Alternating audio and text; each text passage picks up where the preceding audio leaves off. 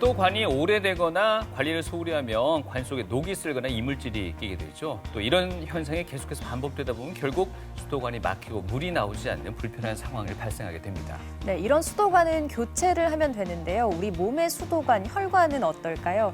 우리 몸 곳곳에 산소와 영양분을 전달하는 혈액의 길이 막힌다면 돌이킬 수 없는 위험이 발생할 수 있습니다. 네, 100세 시대 혈관 관리가 중요하다는 건 다들 아실 텐데요. 특히나 이 코로나 시대를 맞아서 혈전과 관련된 이야기도 상당히 많이 나눈 것 같습니다. 오늘 TV 메디컬 약손을 통해서 이 혈전의 원인과 예방법, 또 코로나 백신과는 또 어떤 관련성이 있는지 그 궁금증도 함께 알아보도록 하겠습니다. 네, 도움 말씀 주실 오늘의 주치 심장내과 윤혁준 교수님과 함께합니다. 안녕하세요. 안녕하십니까. 뇌졸중, 심근경색 등 각종 혈관 질환의 원인인 혈전. 혈관 속 피가 뭉치는 것으로 피떡이라 부르기도 한다. 아스트라제네카 백신을 맞고 혈전, 즉 피가 굳는 부작용이 생겼다는 사례가 나오자 현재 전 세계적인 쟁점으로 떠오른 코로나19 백신의 안전성. 이와 함께 사람들의 관심은 논란의 중심에 있는 혈전으로 향하고 있는데 혈전을 유발하는 질환은 혈관 내막에 상처가 생기기 쉬운 이런 동맥경화가 생기기 쉬운 병들이 혈전을 만들기 쉽습니다. 대표적인 게 고혈압, 고지혈증, 당뇨병 같은 게 있고요. 체내에 염증이 지속적으로 있으면 혈전이 잘 생기게 됩니다. 우리 몸에 감염되면 박테리아나 바이러스 같은 게 몸 체내로 들어와서 이게 혈관에 상처를 입히고 또한 또 이제 혈액을 탁하게 만들어서 우리 몸에 혈전을 잘 생기게 만들고 있습니다. 목숨을 위협하는 혈관 속 시한폭탄 혈전. 그 정체에 대해 심장내과 윤혁준 교수와 함께 알아본다.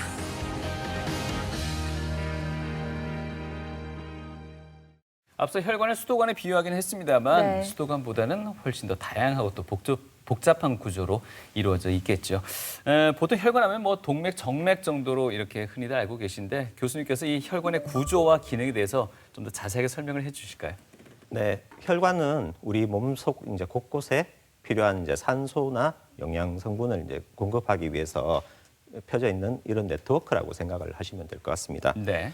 그림으로 간단히 설명을 드리자면 심장에서 멀어지는 쪽으로 심장에서 나가는 쪽으로 가는 것은 동맥이고요. 심장으로 돌아오는 곳은 정맥이 됩니다. 그리고 이런 혈액을 조직으로 전달해 주는 통로에는 이런 모세혈관이 자리 잡고 있습니다. 이런 모세혈관에서 혈액을 통해서 공급한 산소나 영양 성분을 전달을 해주고 여기서 정맥을 통해서 그 남은 노폐물 같은 것을 이제 수거해오는 과정이 이루어지게 됩니다. 그래서 이 동맥과 정맥, 모세혈관 이 세 가지 모두 굉장히 중요한 기능을 한다고 말씀드릴 수 있을 것 같습니다. 네, 우리 몸 곳곳에 혈관이 펼쳐져 있기 때문에 전신 건강과도 직결이 되는데요. 네.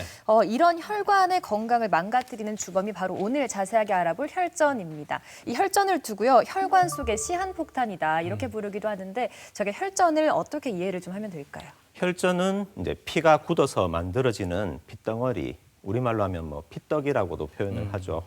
그래서 이건 이제 사실은 우리 몸에 없어서는 안 될 그런 중요한 보호작용을 하는 것입니다. 만약에 혈전이 생기지 않는다면 저희는 아마 출혈 때문에 일상생활을 살아갈 수 없을 것 같습니다. 네.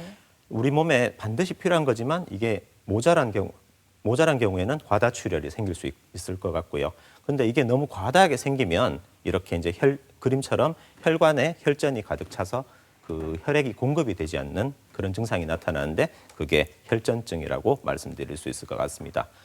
여러분들께서 아마 대표적으로 아시고 있는 혈전증이 뇌경색과 심근경색이 될 것 같습니다. 네. 이런 혈관 어디서 혈전증이 생겼냐에 따라서 혈전증의 이름이 달라지는데요. 뇌경색은 이렇게 뇌에 공급을 하는 혈관에 혈전이 생겨서 뇌 일부의 기능이 잃는 그런 것을 뇌경색이라고 합니다. 심근경색은 심장 근육에 혈액을 공급하는 관상동맥에 혈전이 생겨서 혈류가 공급이 되지 않는다면 그 심장 근육이 괴사가 일어나게 되는데 그런 과정을 심근경색증이라고 이야기하고 있습니다. 이는 혈전증이 만약에 장으로 혈액을 공급하는 동맥에 생긴다면 장에 경색이 생길 수도 있고요. 이렇게 하지 색깔이 달라져 있는데 이분 같으면 다리로 혈전증이 생겨서 다리 쪽에 생기는 급성 하지 허열 같은 경우도 있습니다. 네. 그리고 또 이제 색전증이라고 혈전증과 혼용을 해서 좀 많이 쓰는 경우가 있는데 색전증이라는 것은 혈전이 혈액 속을 떠돌아다니다가 혈관을 막아서 일으키는 증상을 이야기합니다.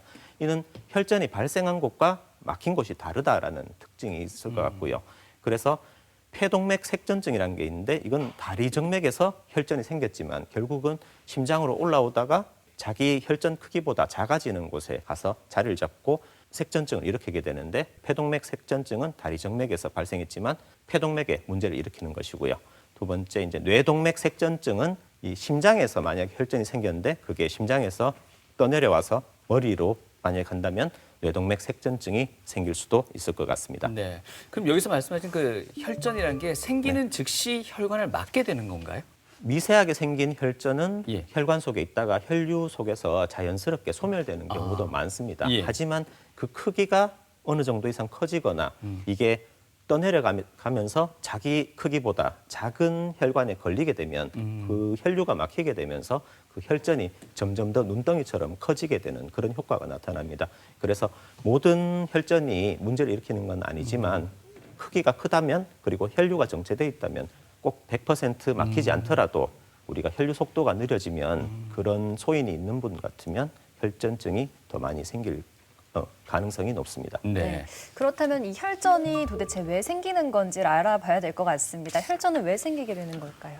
혈전이 우리 몸에 생기는 이유에 대해서 이전에 많은 연구자들이 연구를 한 게 있는데 그걸 잠시 소개드리자면 예. 혈전이 발생하는 이 세 가지 큰 조건이 있습니다. 네. 이것은 이제 저희 의학에 있어서 병리학의 아버지라고 불리는 피르호란 이제 독일 의사가 있습니다. 이분이 이 세 가지 조건을 이야기를 했습니다. 그 세 가지 조건은 먼저 혈액순환의 정체, 두 번째 혈액 내막의 상처, 세 번째 끈적한 혈액, 이 세 가지 조건이 혈전을 일으키는 주요 3대 요인이라고 이야기하고 있습니다. 네. 그 첫 번째 것부터 설명을 한번 주실까요? 혈액순환의 정체 어떤 내용일까요? 네, 혈액순환이 정체되는 것은 결국은 뭐 교통체증과 거의 비슷하다고 생각하시면 예. 될 것 같습니다. 그래서 우리가 비활동적인 생활을 하거나 부정맥이 있거나 심장병으로 인한 펌프 기능 저하가 되면 이렇게 이제 혈액순환이 정체가 될 수 있는데요. 우리가 차량이 굉장히 많은데 길이 좁아졌다. 이런 경우에도 정체가 생길 수 있을 것 같고요. 굉장히 만약에 큰 버스나 트럭이 너무 느리게 간다면 그것도 정체의 원인이 될 수 있을 것 같고요. 예. 어디서 사고가 생겼다면 그것도 이제 교통체증의 원인이 될 수 있겠죠. 이런 과정이 우리 몸 속에서도 일어나게 됩니다. 그래서 이제 비활동적인 생활, 고인물은 썩는다는 말은 하는데 이 피도 역시 고이면 이제 굳는 그런 그 특성을 갖고 있습니다. 그래서 네.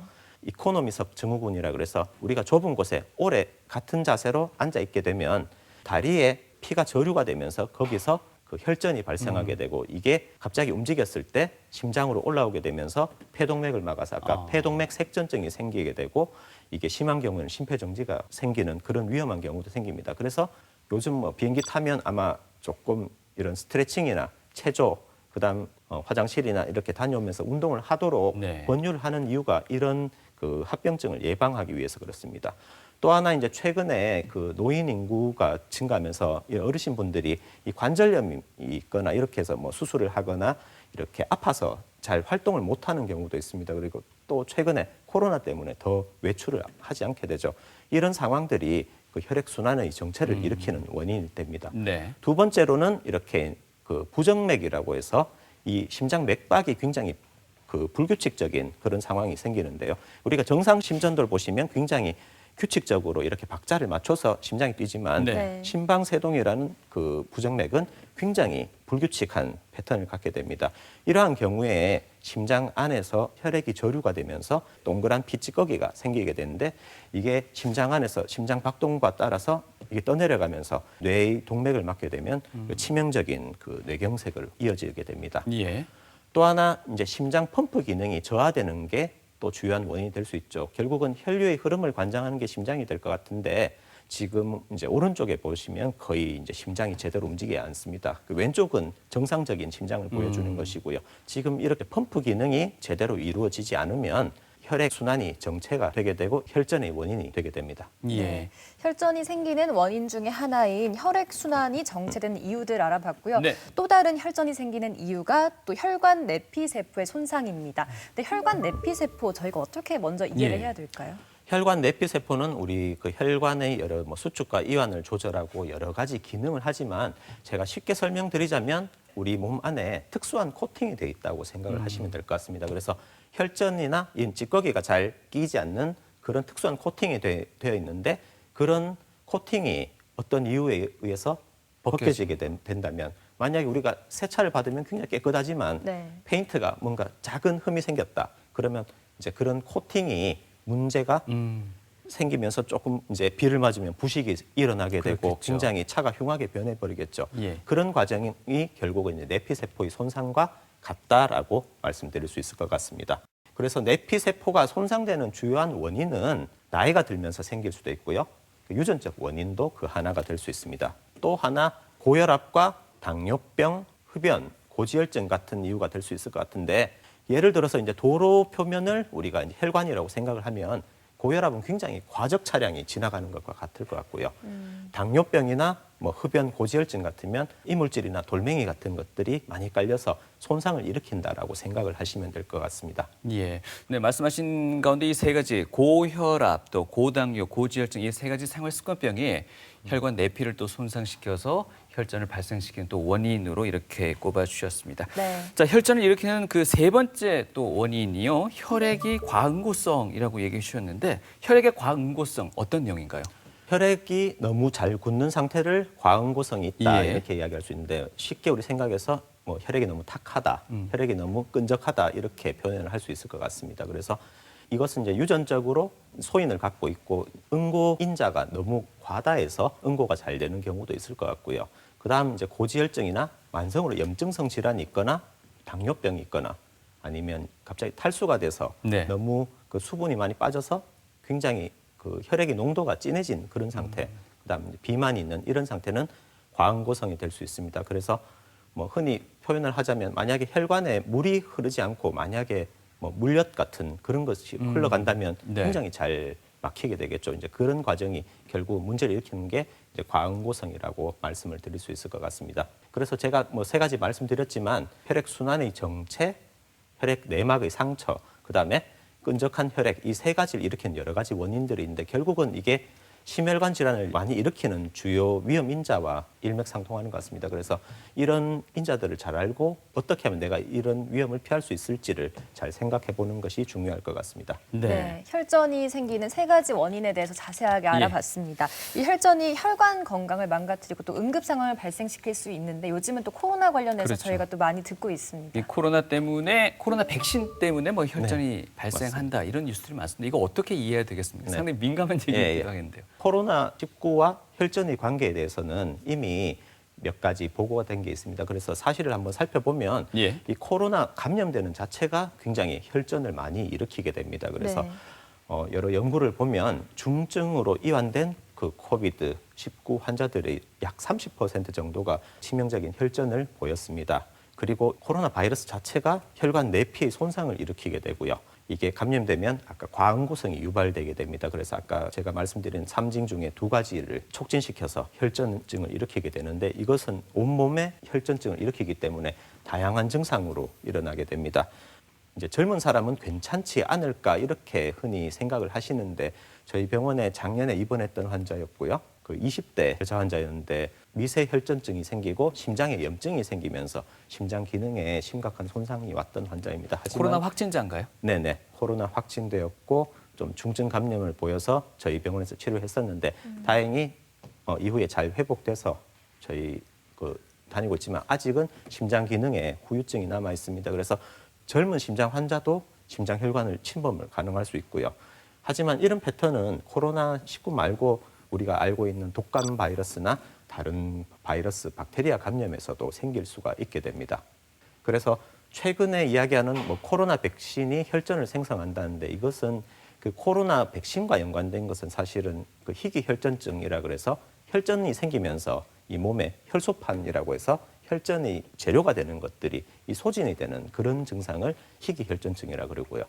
그리고 통상적으로는 혈전이 나타나지 않는 부위인 뇌정맥에 혈전이 생기는 특이 부위 혈전증이 백신과 연관된 혈전증이라고 이야기할 수 있을 것 같습니다. 그래서 지금 보고를 돌아보면 그 아스트라제네카 백신이 대략 100만 명당 약 한 3명에서 6명 정도 이렇게 생기는데 이게 위험도가 어느 정도 되냐면 예. 아까 제가 이코노미 증후군 설명을 드렸는데 네. 10시간 이상 장거리 비행을 하면 10,000명당 1명 정도가 혈전증이 생기게 되거든요. 사실 이거보다는 백신을 맞아서 혈전증이 생기는 비율은 훨씬 낮습니다. 그리고 이제 여러 분석을 해보면 백신으로 인한 부작용으로 사망할 확률은 그 코로나19로 사망할 확률보다는 훨씬 낮기 때문에 저는 특히 이제 심장 질환, 심혈관 질환 있는 환자들은 그 자체로 그 코로나의 위험군이기 때문에 그 반드시 그 백신을 맞도록 저는 권유하고 있습니다. 감염병의 종류별로 백신이 다르게 개발되지 않습니까? 그 네. 가운데 이제 코로나 백신의 어떤 그 혈전 생성 비율을 상대적으로 비유한다면 어떻게 평가하시겠습니까? 네, 코로나 백신이 예. 다른 백신보다 분명히 조금 높은 부분은 있습니다. 그 코로나 백신처럼 단기간에 개발돼서 이렇게 관찰 중인 백신이었기 때문에 조금 더 데이터를 모아봐야 되겠지만 분명히 코로나 바이러스 감염 자체가 혈전을 잘 일으키고 백신도 조금 더 높은 것은 사실인 것 같습니다. 그렇지만 지금 위험도로 봐서는 감염을 예방하는 효과가 더 클 것 같기 때문에 지금 위험군에서는 오히려 그 백신을 적극적으로 맞는 게 필요하지 않나라고 저는 생각합니다. 네. 아마 그 위험군이라는 부분에 있어서는 이 혈전증을 앓고 계시는 분들 현재 그 부분들 또한 포함되지 않을까 싶은데. 네, 그런 심혈관 질환을 앓으셨고 혈전증 있었다고 해서 백신을 맞지 마라 그렇게 지금 권고하는 것은 없습니다. 네. 그리고 그분들은 이미 혈전을 예방하는 약제를 복용을 하고 계시죠. 그래서 통상적인 그 뭐 열이 나거나 다른 컨디션에 그 제한이 없다면 뭐 백신을 미루실 필요는 없을 것 같습니다.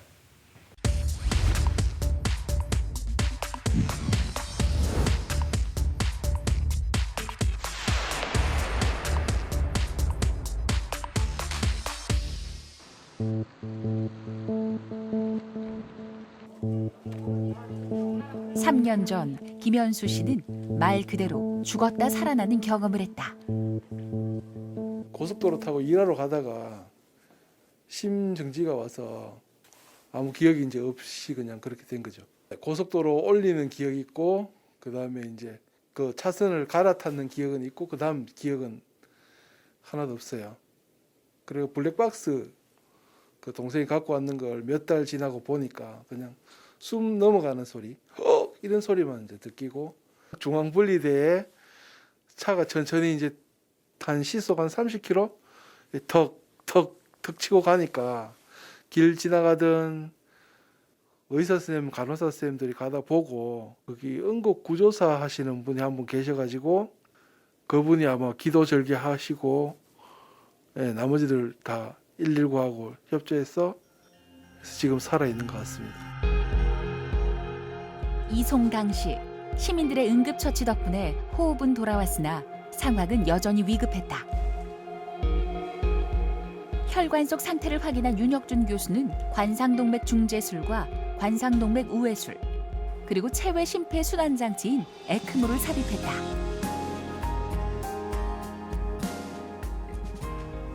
상당 시간 그 의식을 잃은 상태로 심장 정지 상태로 있었기 때문에 환자분이 저희 병원에 왔을 때 혈압은 굉장히 좀 낮았고 의식은 혼수 상태였습니다.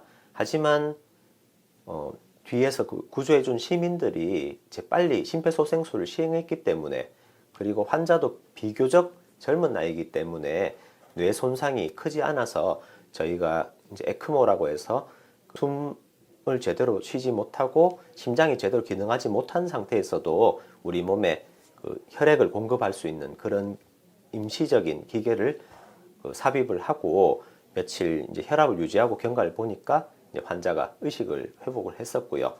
물론 그 사건 전후에 기억은 단기 기억 장애는 있는 상태지만 사람을 알아보고 뭐 시간과 장소도 다 알아보는 그런 이제 정상 인지 기능을 보였던 그런 행복한 케이스였습니다.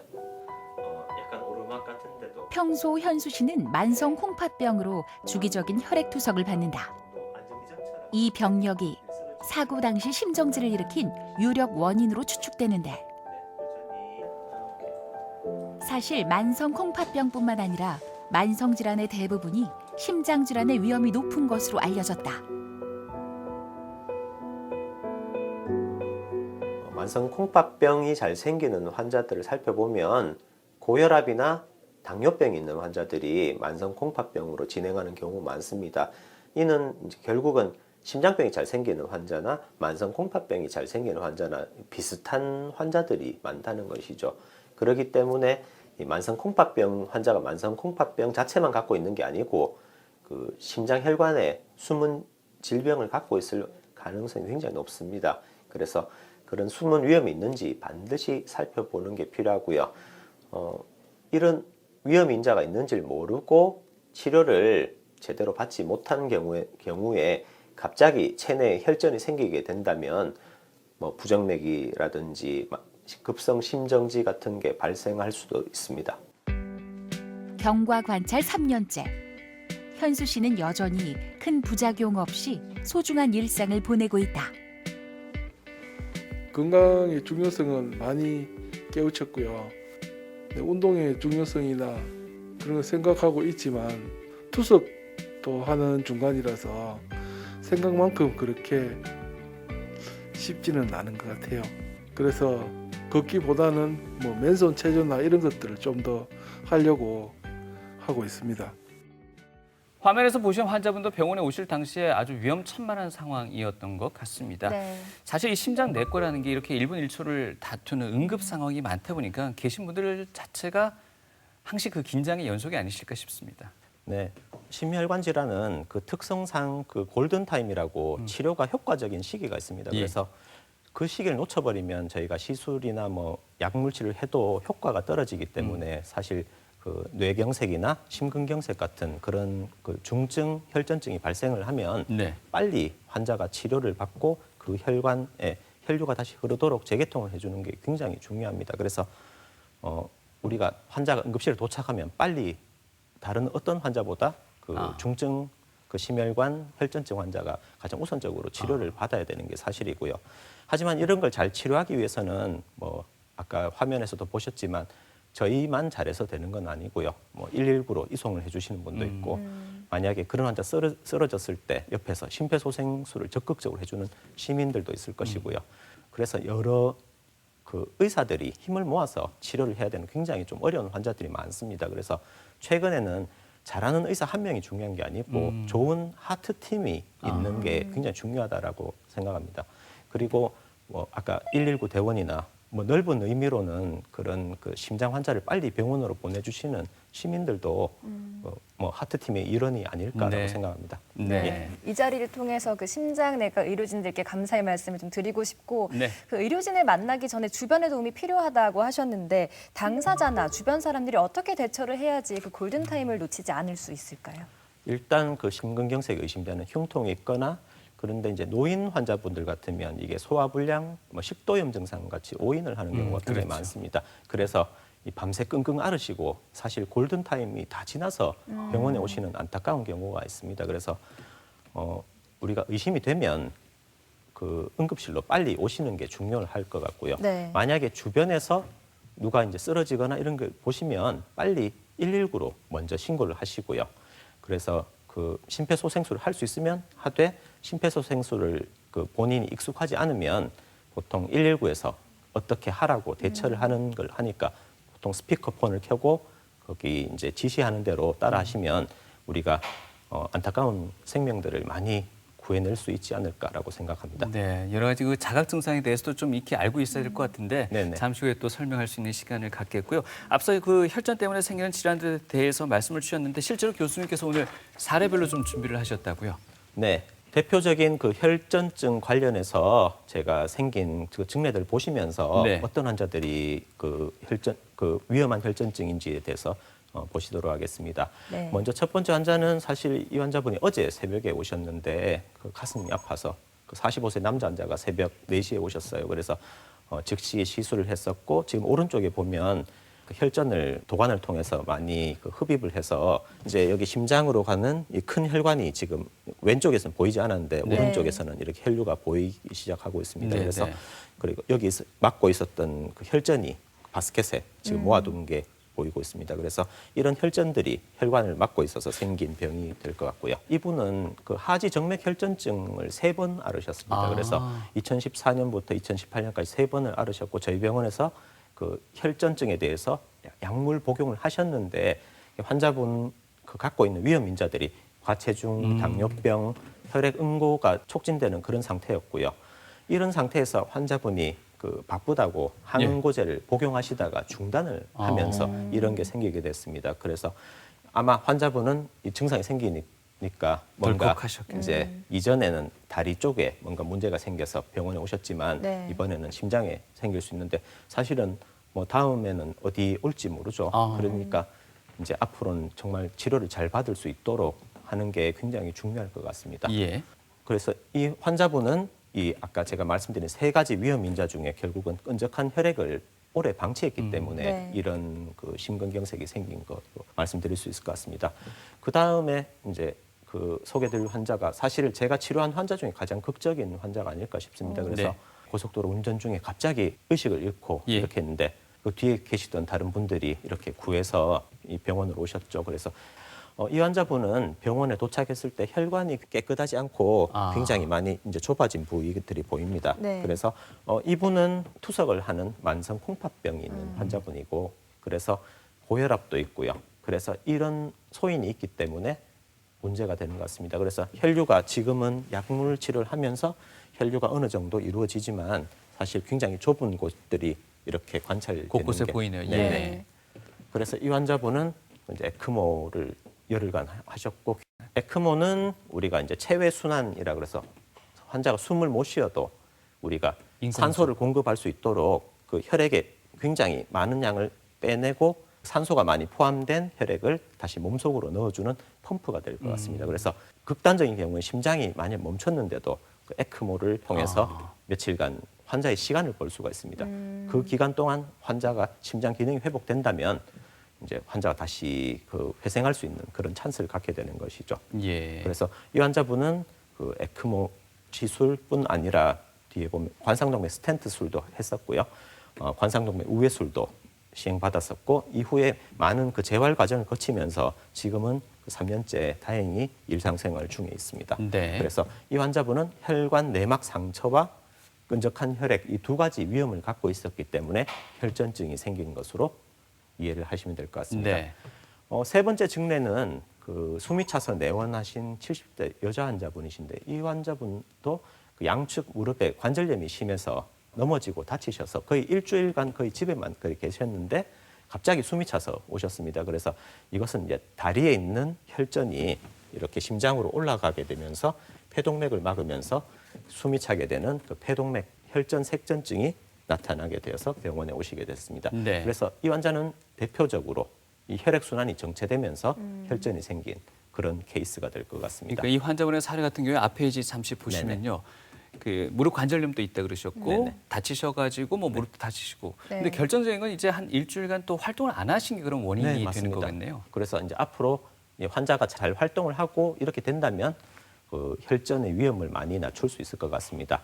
그리고 이제 마지막으로 그 소개드릴 환자는 사실은 이 증상이 없는 환자고 혈전증 위험한 혈전증으로 갈 수 있는데 미리 발견된 환자를 한번 소개를 드리겠습니다. 네. 이 환자분은 67세 남자고요.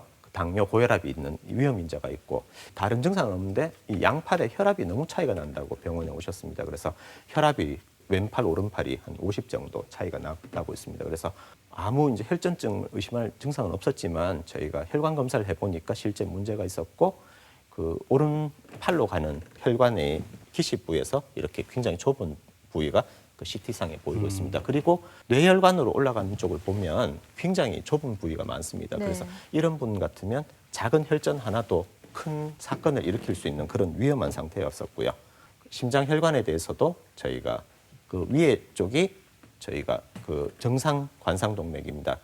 이런 그 관상동맥이 굉장히 많이 이제 좁아진 그런 상태로 발견됐는데 우리가 무증상이더라도 내가 혈전의 위험이 없다라고 절대 생각을 할 수 없다라는 것을 다시 한번 생각해보는 그런 증례가 될 것 같습니다. 네. 과거에 병력이 있거나 또 기저질환이 있는 경우에는 이 혈전에 대한 의심을 좀 해볼 수 있을 것 같은데 네. 그 외의 경우에는 스스로 그 증상을 느낄 수 있는 것들이 좀 있을까요? 아까 마지막 증례에서 증상 없는 경우가 네. 있기 네. 때문에 사실 이게 갑자기 느닷없이 겪게 되는 그런 문제가 있을 것 같습니다. 그래서 내가 고혈압, 당뇨병, 고지혈증 같은 혈전 사건의 위험 인자가 있는지 아니면 가족 중에 그런 분이 있다면 조금 더 그런 위험 인자를 적극적으로 찾아볼 필요가 있을 것 같고요. 주기적으로 검진을 받는 게 저는 필수라고 생각합니다. 그래서 내가 혈관 나이가 많은 어떤 위험이 있는지 그런 것을 알아보는 게 필요할 것 같고요. 검사 방법으로는 뭐 혈액 검사, 심전도, 뭐 혈관 초음파, 심장 초음파, 뭐 CT 이런 게 있겠지만 이런 검진 내용에 대해서는 반드시 이제 주치의와 상의해서 그 검진을 하는 게 필요할 것 같습니다. 또 하나 이제 혈전 위험이 있는지 없는지 모르고 그냥 이제 50대가 넘으면 뭐 무조건 아스피린 같은 걸 먹어야 된다 이렇게 생각을 하시고 혈전 예방약을 먹는 분도 있는데 아스피린 같은 경우는 이제 출혈을 일으킬 수 있는 부분도 있습니다. 그래서 내가 아스피린 먹어서 얻는 득이 어느 정도인지를 살펴보고 득과실을 따져서 결정을 하시는 게 맞을 것 같습니다. 앞서서 잠시 언급은 해주셨는데요. 급성보다는 오히려 만성이 더 위험하지 않을까. 그만큼 자각할 수 있는 증상을 인식하지 못하고 있는 상황이 많지 않을까요? 맞습니다. 작은 혈전증이 낫게 되면서 혈관이 완전 폐색이 되지 않고 좁아지고 또 더 좁아지고 이런 패턴으로 가다가 나중에 이제 큰 혈관이 갑자기 막히게 되는 그런 급성으로 나타나게 되죠. 예. 그래서 만성 그 혈관 질환을 미리 우리가 빨리 찾는 게 굉장히 중요하다라고 말씀드리고 싶습니다. 혈전 검사는 따로 하지 않아도 됩니까? 그냥 혈액 검사만으로도 충분한가요? 혈전 혈액 속에서 이제 혈전의 소인이 많은지를 보는 검사 방법들이 몇 가지 있습니다. 네. 그래서 일반적인 검사에서 크게 이상이 있다면 조금 전문적인 혈액 검사를 해보는 게 필요할 것 같고요. 아까 이제 내피 세포의 기능이 떨어지는 인자가 있는지, 그 혈액이 정체가 되고 있는 부분이 있는지 그런 것을 알아보는 것도 중요할 것 같습니다. 네. 네. 검사를 통해서 혈전증이 진단이 된다. 그러면 또 어떤 치료를 받게 되는 건가요? 혈관이 많이 좁아져서 혈전이 생기면 문제가 되는 환자라면 네. 어떤 이제 혈관을 확장하는 시술이 필요할 수도 있고요. 아니면 이 환자는 혈전이 생길 위험이 높기 때문에 혈전을 예방하는 그 항응고제나 항혈소판제 같은 그런 쉽게 말해서 피가 묽어지는 그런 약을 장기간 복용을 해야 될 수도 있습니다. 그리고 이 혈관 질환이 하나가 발견되면 우리가 꼭 생각해 봐야 될 게 이게 다른 혈관에도 문제가 있을 가능성이 있습니다. 그래서 이 혈관이 결국은 다 연결이 되어 있기 때문에 혈관 어느 한 곳에 병이 있다면 다른 곳도 반드시 살펴보는 게 필요할 거라 생각합니다. 혈전약은 장기간 복용해야 된다고 말씀하셨는데 평생 먹어야 된다는 이야기도 있던데요. 위험 인자가 별로 없고 안 움직이다가 혈전이 생긴 할머니 같으면 네. 뒤에 뭐 무릎 수술을 하고 잘 운동을 하신다면 혈전약을 안 드셔도 되겠죠. 그런데 만약에 혈관에 병이 있어서 혈관이 좁아져서 혈전 위험 이거 자체는 없어지지 않기 때문에 그런 분들 같으면 그런 급성 혈전증을 막기 위해서 그 혈전을 예방하는 항고제나 그 항혈소판제를 평생 복용을 하셔야 될 수 있을 것 같습니다. 그래서 네. 이게 치료제라기보다는 요즘은 이제 2차 예방이라고 합니다. 그래서 그 다음 그 큰 사건이 일어나지 않도록 방지하는 게 굉장히 중요하다라고 말씀드리고 싶습니다. 네. 근데 경우에 따라서 또 이런 약물을 복용할 수 없는 경우도 있을 것 같은데 이런 혈전증 환자분들이 특별히 주의해야 될 상황들이 있을까요? 만약에 내가 항응고제를 복용을 하고 있다 그러면 이걸 모르고 지내게 되면 이게 이제 항응고제를 복용하면 출혈이 생길 위험이 높아지게 됩니다. 네. 그래서 나는 별로 부딪히지도 않았는데 멍이 잘 생긴다 이런 사소한 증상도 있을 것 같고요. 아니면 뭐 면도를 했는데 피가 잘 지혈이 안 된다 이런 걸 겪을 수도 있습니다. 근데 만약에 내가 수술을 받거나 어떤 뭐 치과 치료를 받거나 이럴 때는 그렇죠. 반드시 의사에게 내가 어떤 약을 복용하고 있는지를 알려줄 필요가 있습니다. 그래서 내가 먹는 약에 대해서 항상 어떤 의사에게 진료받더라도 그것을 보여주고 이제 거기 따라서 수술이나 시술을 받도록 하고 있습니다. 그리고 또 주의해야 될 것은 그걸 이제 그냥 본인이 생각해서 자의적으로 끊어서 문제가 되는 경우가 있거든요. 아까 첫 번째 환자분처럼 항응고제를 반드시 복용해야 되는 분인데 자의로 안 먹어도 괜찮은 것 같다라고 끊어버리면 이런 그 심각한 혈전증이 생길 수 있기 때문에 그런 그 약을 쓰고 중단하고 이런 것에 대해서는 반드시 주치의와 상의해서 그렇게 결정을 하시는 게 필요할 것 같습니다. 네. 치료보다는 또 예방이 또 먼저가 아닐까 싶습니다. 이 혈전을 예방하기 위해서는 앞서 그 요인들을 들어보니까 아무래도 생활 습관의 네네. 변화부터 시작되지 않을까 싶은데요. 네네. 예. 그래서 혈전증을 예방할 수 있는 건강 수칙을 간단히 소개 드리도록 하겠습니다. 예. 먼저 첫 번째 혈액 순환의 정체를 혈액 흐름을 원활하게 하는 생활 습관으로 고칠 필요가 있습니다. 그래서 가능하면 그 자주 걷는 운동을 하고 집에서라도 활동적인 생활을 하시는 게 굉장히 중요할 것 같고요. 그다음 내가 숨어 있는 부정맥이 있는지 불규칙한 맥박이 있다면 반드시 교정을 하고 항응고제 치료를 해야 될 것 같고요. 심장병으로 인해서 이제 펌프 기능이 아까 저하된 그런 환자들 같으면 원인 질환을 교정하고 뭐 항응고제를 복용하고 치료나 수술을 받아서 펌프 기능을 회복을 하는 것이 굉장히 중요할 것 같습니다. 그 다음으로 이제 혈관 내피 손상을 막는 방법인데 이건 결국은 심혈관 그 질환 예방과 거의 비슷합니다. 거의 고혈압이 있으면 혈압을 낮추는 게 중요할 것 같고요. 네. 혈당 관리를 잘하는 게 중요할 것 같고요. 반드시 금연하는 게 필요할 것 같고요. 그다음 이제 고지혈증이 있는지 살펴보고 콜레스테롤 레벨을 잘 조절하는 게 굉장히 중요할 것 같습니다. 또 하나 이제 피가 너무 이제 찐득해지는 그런 과응고성을 방지하기 위해서도 역시 그 콜레스테롤이 중요할 것 같고요. 그다음 이제 염증 질환이 있다면 그런 것에 대해서 예방과 관리를 하는 것이 필요할 것 같습니다. 당뇨와 비만에 대해서 이런 치료가 마찬가지 필요할 것 같고요. 또 하나 우리가 일상에서 흔히 겪을 수 있는 게 이게 탈수가 되게 되면 과응고성이 생길 수 있기 때문에 우리가 땀을 많이 흘렸을 때 이럴 때는 이제 충분한 수분 섭취를 하는 게 반드시 필요하다라고 말씀드리고 싶습니다. 네. 또 위험인자들을 들어보니까 식단 관리가 또 굉장히 중요할 것 같습니다. 식단 같은 건 어떻게 조절할 수 있을까요? 식생활 관련해서 그 혈전으로부터 혈관을 보호할 수 있는 생활 습관에 대해서 조금 더 소개를 드리도록 하겠습니다.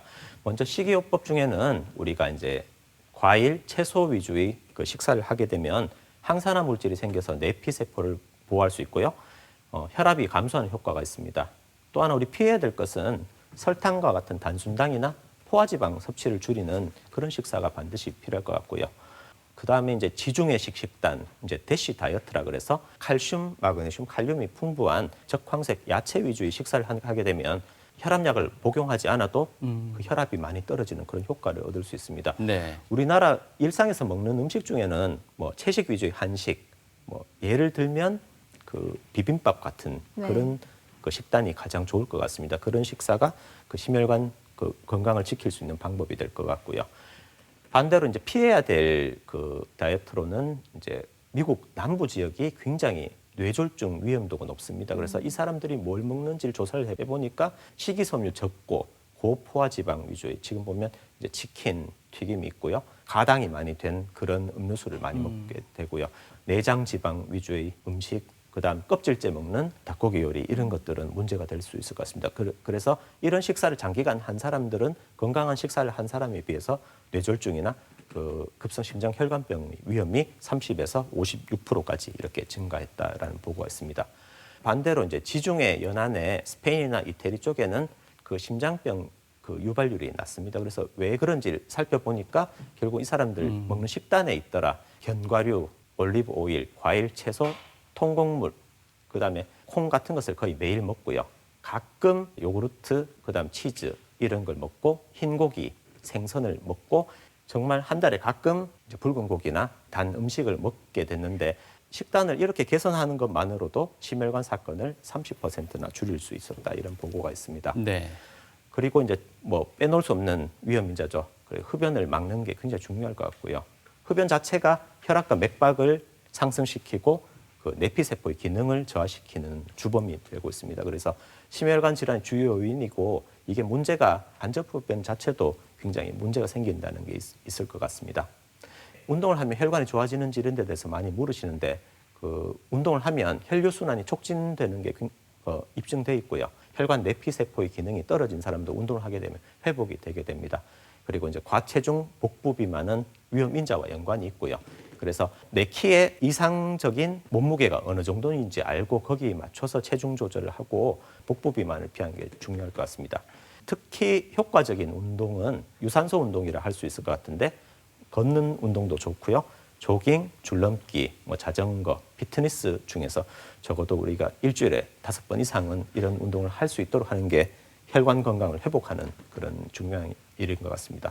또 하나 우리가 잊지 말아야 할 것은 만성으로 염증이 있으면 그 심혈관절이 잘 생기게 됩니다. 그래서 치아가 좋지 않으면 심장병이 생긴다. 이런 뉴스가 있어서 왜 그런지를 살펴보니까 이 구강 주변에 있는 세균들이 그 혈액으로 들어가면서 이게 염증 물질을 뿜어내고 그게 내피세포를 손상시키고 이런 균들이 혈류로 침투해서 우리 몸 곳곳에 혈전을 많이 유발하게 됩니다. 그래서 치아 관리, 스케일링을 자주 하고 치실을 사용하고 이런 것들이 심장병을 예방할 수 있다. 이런 것도 반드시 알고 계시는 게 좋을 것 같습니다.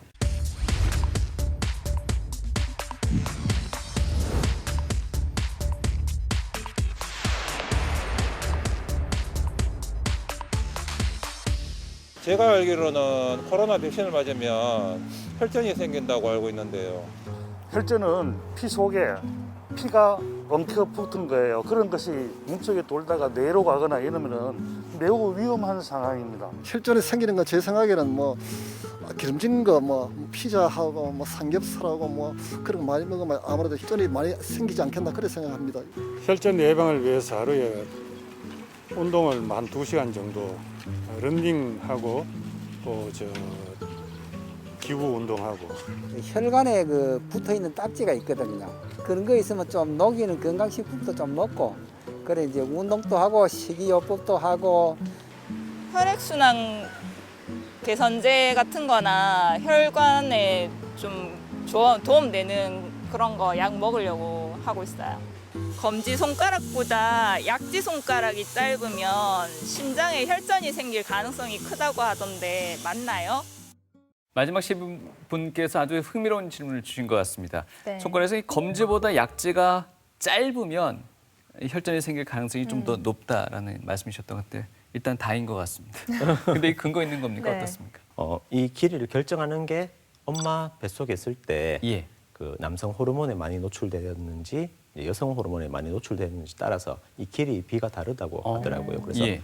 남자가 약지가 조금 더 길고 이제 여자가 검지가 조금 더 긴 그런 패턴을 보인다고 하는데 예.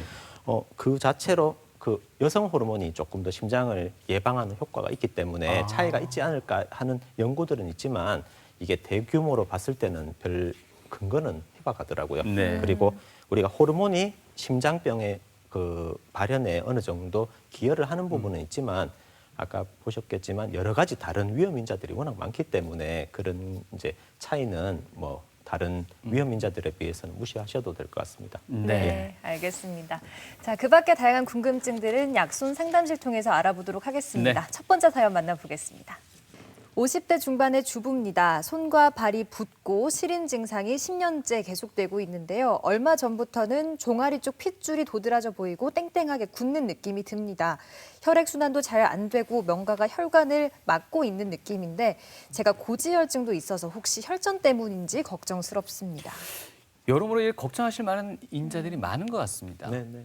예, 좀 정리해 주실까요? 그래서 발은 사실은 심장에서 가장 먼 쪽이고 예. 이게 정맥으로 이제 피가 심장으로 돌아와야 되는데 이 중간은 이제 역류하지 않도록 이런 작은 이 판막들이 있습니다. 예. 문이 있습니다. 그래서 역류하지 않도록 하는 문이 있는데 이게 오래 서 있거나 이제 오래 서서 일을 하시는 분들 같으면 밸브의 기능이 떨어지게 됩니다. 그래서 이게 이제 심장으로 올라오던 피가 서 있으면서 이렇게 다리로 내려가게 되면 다리 정맥에 압력이 올라가게 되는데 그때 많이 이제 땡땡하다 이렇게 표현하시거나 이게 핏줄이 터지는 듯한 통증을 느끼시는 예. 분들이 있습니다. 그래서 이 증상 자체로 진단을 할 수 없지만 저는 그 하지 정맥 기능 부전이 의심되는 상태일 것 같고요.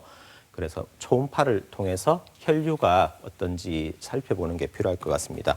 만약에 이게 밖으로 막 붉어지는 그 하지 정맥류라고 있습니다. 막 지렁이처럼 다리 밖으로 혈관이 보일 정도로 부풀어 오르는 네. 경우도 있는데 그런 경우 같으면 수술이나 시술을 통해서 치료를 받으셔야 될 수도 있고요.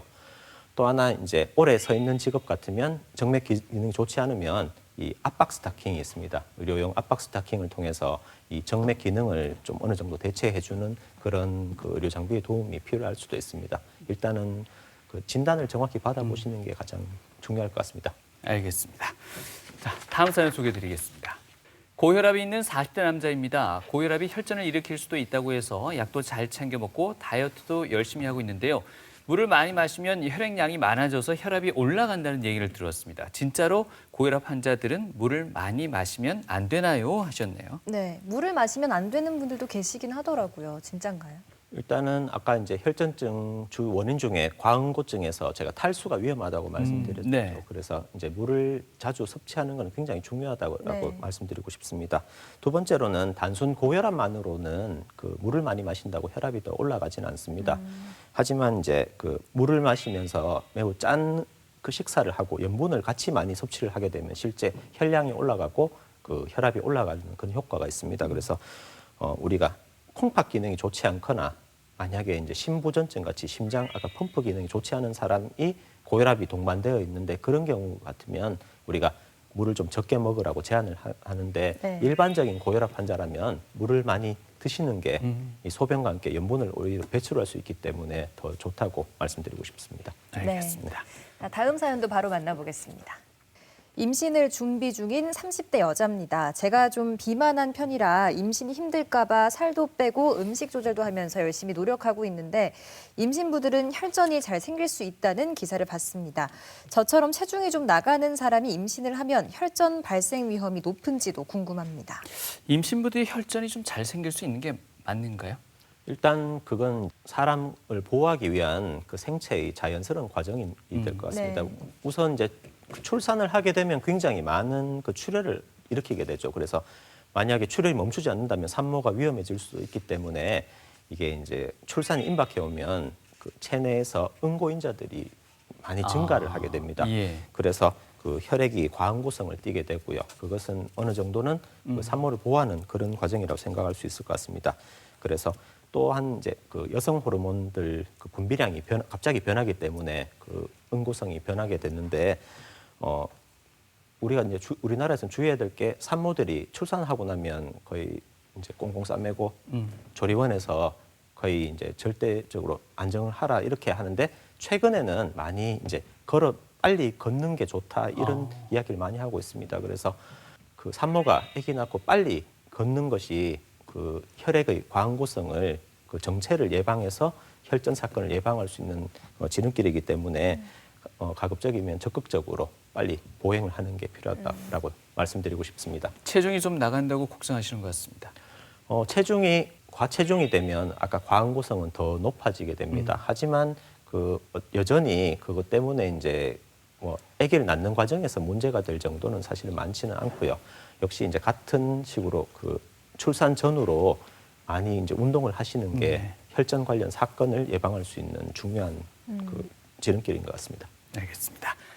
TV 메디컬 약선 오늘 이 시간엔 혈관 건강의 적신호로 갈 수 있는 혈전의 원인과 또 예방법에 대해서 알아봤습니다. 네. 교수님 마지막으로 한 번 더 정리를 해주실까요? 네, 오늘 뭐 여러 가지 말씀드렸지만 네. 혈전을 정리하자면 혈전은 우리 몸에 이제 꼭 필요한 생체 기전입니다. 하지만 이게 너무 모자라거나 너무 과다하면 문제가 생길 수 있다라고 말씀을 드렸고요. 혈전은 우리 몸 여러 곳에 위험한 병을 일으킬 수 있는 위험인자라고 말씀드리고 싶습니다. 이런 혈전을 일으키는 세 가지 주된 요소가 혈액 흐름이 정체되고, 그다음 혈관 내피세포가 손상이 되고, 그다음 이제 끈적해진 혈액이 이런 혈전을 유발하는 3대 요소라고 말씀을 드렸습니다. 그래서 혈전을 예방하기 위해서는 이 세 가지를 예방할 수 있는 이런 것들이 생활 습관과 적절한 약물 치료가 무엇보다 중요하다라고 말씀드리고 싶습니다. 네, 그리고 코로나19 백신과 혈전의 관계에 대해서도 워낙 관심이 많으신데요. 이 둘의 관계에 대해서 한 번 더 정리해 주시죠. 일단 그 코로나19에 감염되면 그 자체가 그 혈전을 많이 일으키는 그런 상황이라는 걸 알고 우리가 이제 방역에 충실을 해야 되는 건 사실인 것 같습니다. 그 최근에 이제 코로나 백신 때문에 많은 걱정을 하시는데요.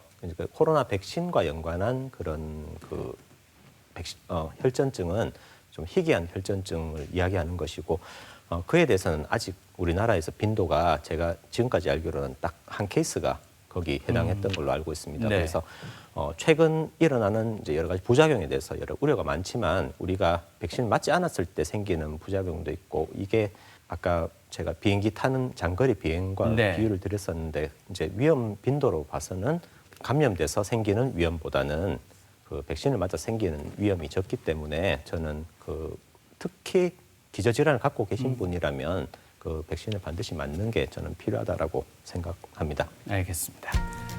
네, 혈전증 자칫하면 또 치명적인 결과를 불러올 수 있지만 건강관리, 생활습관 잘 관리하시면 또 위험에서 벗어날 수 있다고 합니다. 오늘부터 조금씩 바꿔보시기 바랍니다. 네, 오늘 도움 말씀 주신 분은 심장내과의 윤혁준 교수님이셨습니다. 말씀 고맙습니다. 감사합니다.